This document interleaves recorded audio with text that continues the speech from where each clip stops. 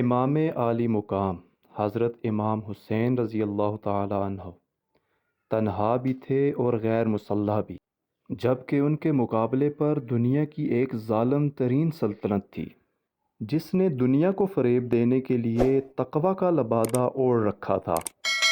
لیکن تنہا ہونے کے باوجود امام عالی مقام اس ظالم سلطنت اور لاکھوں کے لشکر کے ساتھ ٹکرا گئے۔ آخر امام حسین نے ایسا کیوں کیا؟ کیونکہ وہ دین اسلام کے سامنے جواب دہ تھے۔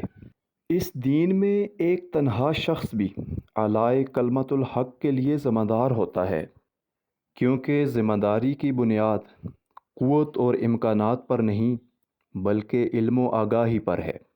جو شخص جس قدر زیادہ آگاہ ہوگا اتنی ہی اس کی ذمہ داری عظیم اور سنگین ہوگی۔